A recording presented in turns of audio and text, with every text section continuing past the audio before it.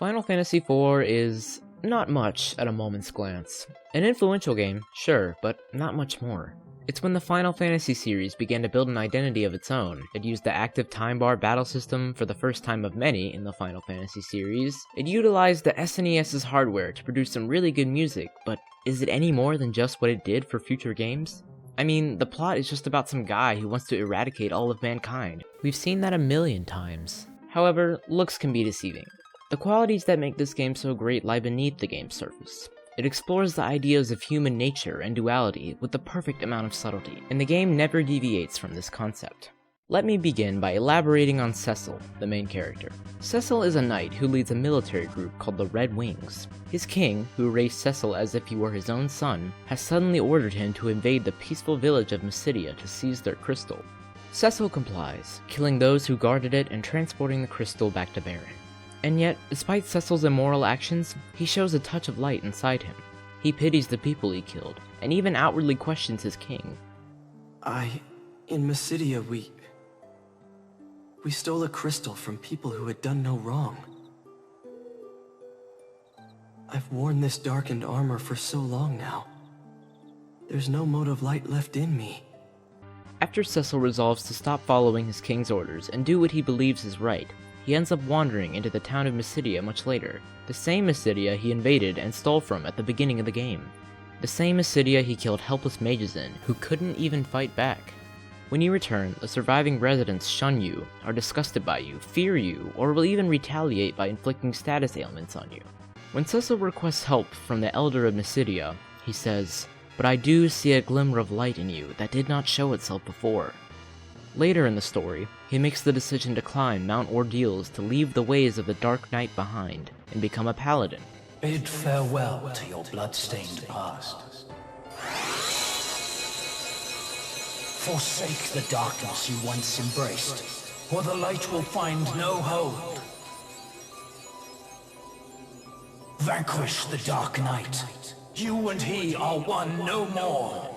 This is a big moment for Cecil. Not only does he have to literally defeat his past self to resolve his inner turmoil, but he gets a complete sprite change to show his growth.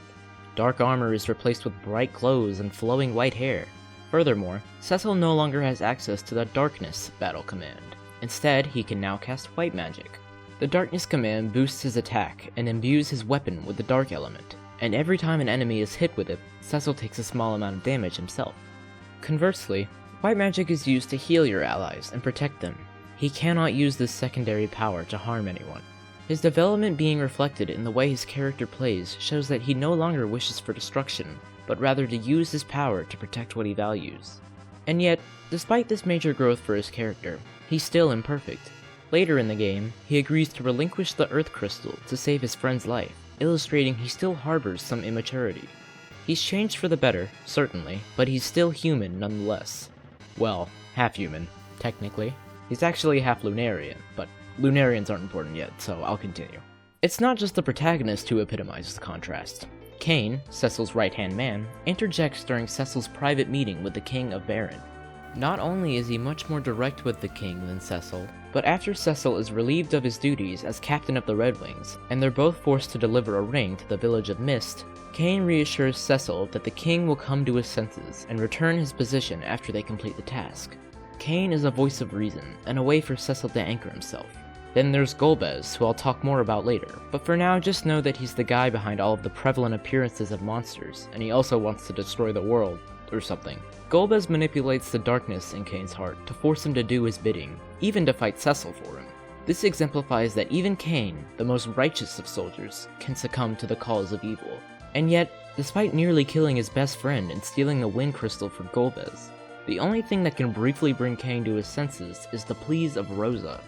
He has a tinge of virtue left in him, just as surely as he has corruption. Speaking of Rosa, she is always a source of consolation amidst discord. Fitting to her role as a white mage, not only does she sway Kain from evil, even for just a few moments, but she reassures Cecil at his lowest moment. While Cecil loathes himself for his deplorable actions, Rosa consoles him and expresses he's not a bad man. Cecil and Rosa have a very mature relationship, especially compared to most other couples in JRPGs, and they act like two halves of a whole. Even the song that plays when they talk is called Theme of Love. This connection conveys the message of unification and opposing forces only 15 minutes into the game, and Rosa acts this way in relation to other characters for the rest of the story. On the topic of romantic connections, there's also Prince Edward. His castle is attacked by Golbez, and his lover Anna is killed by an onslaught of arrows meant for him. Edward can do nothing but weep like the spoony bard he is, until Cecil forces him to help. Even then, Edward is timid until one night he speaks with Anna's spirit. She encourages him to believe in himself, and to share his love with the world. Anna, my love. I will try. But what would you have me do? Anna sacrificed herself to save Edward, and even after her death continues to support him. Similar to Rosa and Cecil's relationship, their love is yet another example of two differing sides amounting to one whole. Moving on to Tella, the sage, he usually has a relaxed demeanor, but when someone he loves is threatened, he becomes senseless and fired up. Upon discovering his daughter dying in Prince Edward's chambers, he charges towards Edward and assaults him with his fists. He continues to thrash him as Edward attempts to explain himself, only ceasing when Anna pleads him to stop. Tella spends the rest of his life tracking down Golbez to avenge his daughter's death, casting Meteor to inflict heavy damage on him. Casting such a strenuous spell with only hatred in his heart led to his own death. Notice the line, "Let my life fuel the spell that ends his." His love for his daughter is so great it shatters the barrier between life and death for him. He exists only for vengeance. Although this train of thought led to his death, Tella is a walking example of dualism. His stark changes in emotion, how his goals in life become very black and white when he started pursuing Golbez, and in a literal sense, he's capable of casting both black and white magic, akin to his shifting emotions. Most importantly, his love for his daughter is what creates so much hate for Golbez, connecting these two polar emotions. His first interaction with Edward contributes to this as well, as Edward and Tella have opposite reactions to Anna's death. Edward wishes only to stay by Anna's side and weep, while Tella wastes no time tracking down Golbez, even leaving by himself. And then there's Palom and Porum. They're twins whose physical traits either mirror or oppose each other. They have the same outfit, but in different colors. They have hair pulled into ponytails, but in slightly different shades of brown. Their personalities share this trend as well. Palom is an uncouth black mage who likes to show off, and Porum is a respectful white mage who keeps her brother in check. They even have unique battle commands to reflect this. Palom can bluff, and Porum can cry. Regardless of their sibling rivalry, they're both energetic and contrast the contemplative adults of this game. Despite their differences, they're able to come together to use the command Twincast, which involves them both charging up a spell they activate together. Earlier in the game, after Cecil is relieved of his duty as captain of the Red Wings, the ring he and Kane deliver actually contains monsters meant to torch the village, unbeknownst to Cecil and Kane until it's too late. The only survivor they discover is a 7-year-old summoner named Rydia. In this scene, Kane stays loyal to his king and attempts to kill the survivor, until Cecil convinces him not to. Just one of many examples of Cecil and Kane showing off their dichotomy with each other, but back to Rydia. She starts as an immature girl who hates Cecil for destroying his village, and refuses to use fire magic after it destroyed her life. She slowly matures and even says to Edward, "Stop crying, I have." That's just normal character development stuff, but what really sets Rydia apart is that she gets swallowed by this Leviathan guy, and is taken to the land of Eidolons. Time moves faster in the land of Eidolons, so when she returns to the party, she's a 20-year-old woman. The Rydia you meet at the beginning of the game, and the Rydia that saves the party from Golbez are two different characters, mentally and physically, with a changed battle sprite to prove it. It's not just the playable characters that get their moments. Rubicante is the leader of the 4 elemental archfiends, and what a gentleman he is. The other 3 elemental archfiends use underhanded tactics to try and get the upper hand on Cecil and his crew, but Rubicante is just the opposite. He expressly says he's ashamed Dr. Luge turned Edge's parents into monsters. I shed no hand in his perversities. They shame me as they grieve you. And even heals the party before his fight to ensure a fair battle. Rubicante defies the expectations set by every monster and archfiend you've faced up to this point. But there's more. When Edge watches his parents kill themselves to prevent their monstrous bodies from causing any more harm, he's thrown into a fit of rage as he lashes out at Rubicante. Rubicante respects Edge's bravery, but believes he's too vulnerable to his own emotions, that all of mankind fails to know strength because of their emotions. On one side, the cool-headed, objective archfiend void of emotion. On the other, a man so infuriated he awakens his latent battle capabilities. This seems like a simple character conflict, but it's symbolic of the human's relationship to every other living creature. Edge is inhibited by his emotions at first, his judgment clouded by his pride and rashness, but these same emotions are what gives him strength. Rubicante and Edge are two sides of the spectrum. Rubicante, a stand-in for the idea of an emotionless, static personality, and Edge the representative for all of humankind. Edge isn't a very important character to the plot of Final Fantasy IV at a first glance, but he seems to be the game's portrayal of a human exaggerated. Bold, daring, susceptible to tragedy, powerful. Humans are sporadic and foolish, but these are the qualities that make them so potent, for better or for worse. On top of these major examples are less prominent uses of parallelism, like Yang being a party member early on, then losing his memory after a shipwreck and being lied to by the Kingdom of Baron. This illustrates a similar message to Kain's betrayal, but it's a bit more heavy-handed because he just kind of forgot everything instead of the darkness within him being manipulated. Rydia's mother died because the Eidolon she summoned was slain, and despite their differences, the connection between human and monster was so strong that it killed her. And there's Sid, who builds his airships to help people, not to kill them like the King of Baron wants.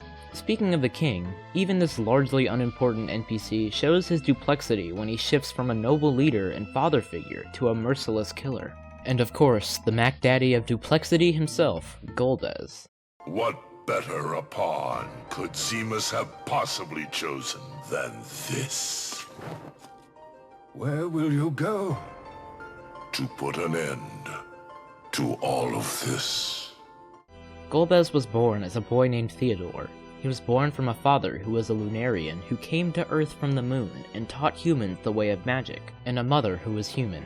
When his father was killed by the same humans he taught magic to, and his mother died in labor giving birth to Theodore's younger brother, Cecil, a Lunarian named Zemus who wanted to destroy the Earth took control of Theodore, naming him Golbez. The Golbez that opposes Cecil for most of the game is not truly himself. Golbez's true personality is shown before he is controlled by Zemus, when Zemus's control sways for just a moment after Tella hits Golbez with Meteor, and after Zemus loses control over him towards the end of the game. As a child, Theodore is vibrant and loves his parents, and resists Zemus's lies about his brother. When Zemus temporarily loses control over Golbez in the Tower of Zot, Golbez refrains from killing his brother. When a Lunarian named Fusoya is able to sever Zemus's control, Golbez longs for his brother's love and vows to destroy Zemus. Golbez does not just exhibit dichotomy with himself, but with his brother as well. They clash with each other for the entire game, neither knowing they're bonded by blood. Yet strangely enough, they face an identical trial, despite opposing each other for almost the entire game. I fought him. I hated him. My own brother. You are my brother. But were it me, the one Zemus chose to control, our roles might just as well have been reversed. Both Cecil and Golbez must transcend their darkened armor and malevolent actions to become the warriors of light they are deep inside. And furthermore, their very blood has duplexity, as they are half human, half Lunarian. Half of them are the war-hungry, selfish inhabitants of the Earth, the other half the advanced, calculated minds of the Moon Dwellers. One last thing about Golbez. In the fight with Zemus, Golbez and Fusoya come together for a twin cast. This orchestrated fight shows that Golbez is no longer a merciless tyrant, but someone capable of working with others. After all, twin casting is no small feat. The only other time twin casting is seen is with Palom and Porom. And by the way, the command originated in Final Fantasy IV, which is fitting considering how well it fits the game. Now onto Zemus. While other Lunarians chose to slumber until humans are advanced enough to live alongside them, Zemus feels humans should be destroyed to make room for the more advanced Moon Dwellers. Zemus gets destroyed by the aforementioned twin meteor cast by Golbez and Fusoya, yet even after his physical form is destroyed, the wellspring of darkness within Zemus manifests into Zeromus. Zemus, and later Zeromus, is so interesting because he's the only character who seems to expressly have a static personality. There's no divide or change, he's the embodiment of evil and superiority. Considering the game's pattern of balancing everything with something of opposite value, You'd think Zemus's counterpart would be a being of pure holiness, but it's actually every other character in the game. Zemus is the unrealistic existence of a pure evil being. He's nothing like everything the game has displayed up to this point. Normally, a villain who's the culmination of everything bad is cliché and overdone, but it makes so much sense here. Zemus's unbridled hate is not counterbalanced by unadulterated purity, but rather the entire rest of the game, which is about contrary and complementary forces, about making a point that life and its experiences are not so binary as good or bad. Final Fantasy IV is greater still because its theme goes beyond its individual characters. On Earth, you start the game exploring what you'd expect to exist on the planet. Plains, mountains, oceans, and there are 4 crystals that harbor elemental powers. Later in the game, you discover there's an entirely new area called the Underworld that lies beneath the planet's surface. In the Underworld, there are 4 dark crystals, and all 8 must be combined to reach the moon. On a sociological level, the humans and the Lunarians as a species have a disparity between them. Humans are in a constant state of strife, and are primitive compared to the Lunarians. The Lunarians wish to live alongside the humans after they've had enough time to develop, and until that time they slumber on the moon. The commotion on the Earth itself is a divergence to the tranquility of the moon, filled with an unnumbered amount of resting moonfolk. Final Fantasy IV also has a tendency to make you think a character is dead, and then later reveal that the character is actually alive. This could just be seen as a common JRPG trope, but it happens so many times that I'm led to believe it intentionally is supposed to show the connection between the 2 polar forces of life and death. Furthermore, there are 2 moons in the sky. The second moon is called the Red Moon, and is a smaller, artificial version of the actual moon. And even beyond that, the very concept of a moon is duality. It produces no light of its own, but works in tandem with the sun to reflect that light, and then it becomes a glowing celestial body amidst a sky of darkness. When you break down Final Fantasy IV to its most basic plot elements, it seems like a boring and predictable plot that isn't worth your time. However, searching deeper into the structure of this game shows every single element of it is built around a central idea. Even the characters or events that don't seem related to the main campaign end up tying into the theme, and it's brilliant how no time is wasted on frivolous plot elements. The characters, the setting, the use of tropes, the plot, it was all masterfully crafted to reflect one idea, and it's executed so well, especially in later versions of this game that have better translations. Whether it be a knight embracing his lighter side, a bard losing his other half, a father with feelings of love and hate wrestling inside of him, a ninja embracing his rawest emotions, or a boy losing everything and turning his back on his own kin, Final Fantasy IV shows what it means to be human.